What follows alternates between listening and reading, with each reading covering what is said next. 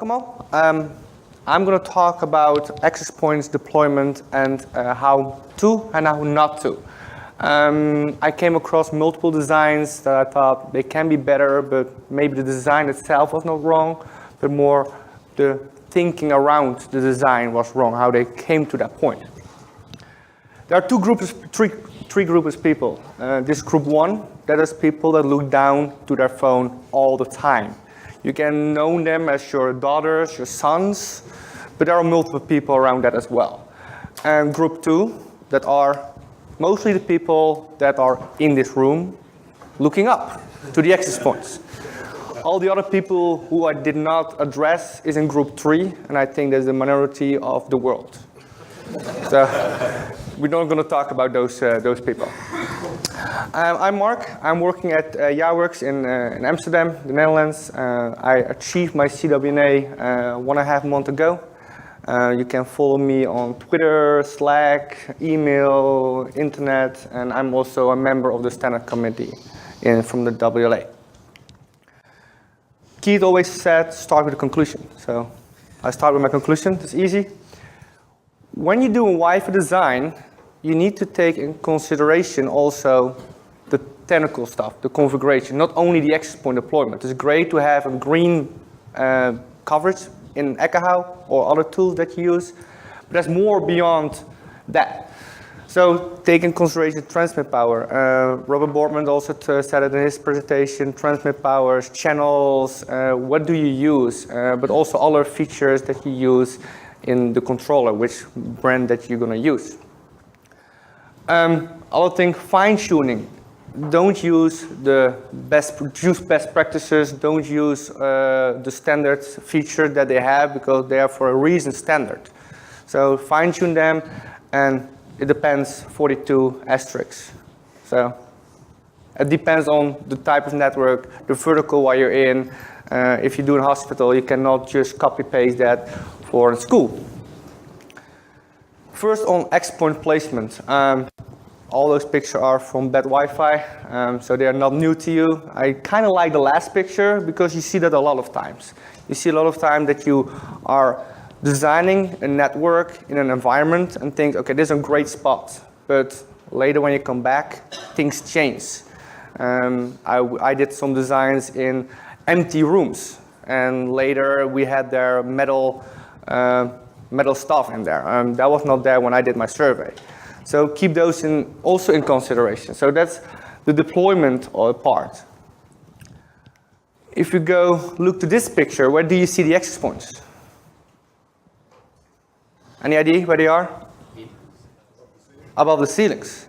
Is it bad to deploy access point above the ceilings? Generally, yes.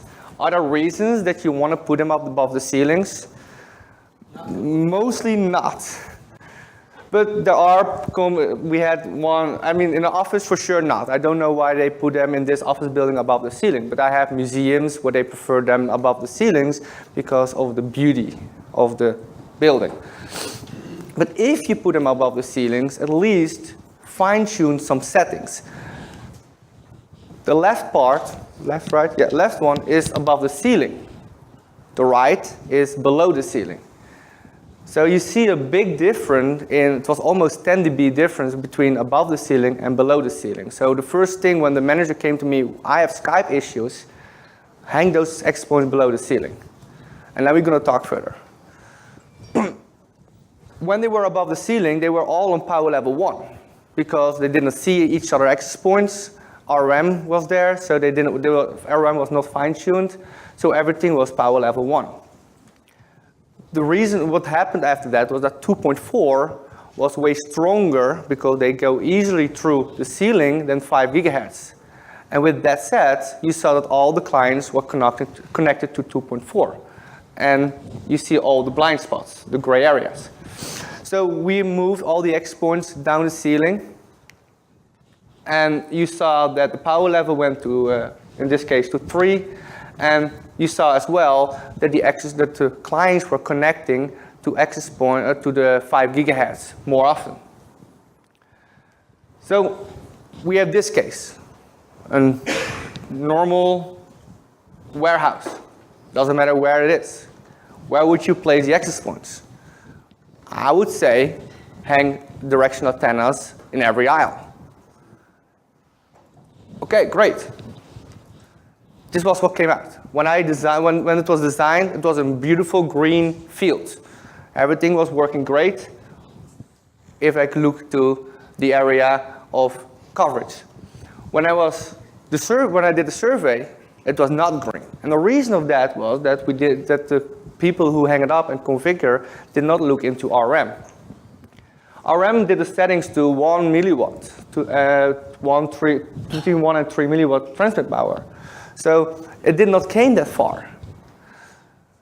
So there was another situation we just saw in the office building where they went to like full power. Here the power went way less. And then it did not reach till all the end of the aisles. So to fine-tune this, we fine-tuned RM so that we only could pick out those between an RM setting between 12.5 milliwatt and 25 milliwatt. In that case, the RM was way better organized, and we did not have any problems, at least not on coverage issue. So that's kind of what I want to say. Like if you're going to design, great that you want to show the people a green pattern in Ekahau, but there's more than just that design. Transmit power, check all your settings that you can change on your controller, and use that for fine-tuning the system. When you want to know more RM, I know that Blake's doing a session tomorrow about RM, where it go way deeper than I'm going to say, and you're going to also more understand how RM works.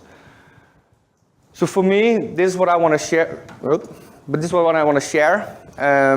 If you have any questions, do you see those things as well? You can come to me, or I have 3 minutes left, so there's some time for questions as well right now. It's up to you. No questions in 10 talks. Okay, no questions, 10 talks. Okay, next step.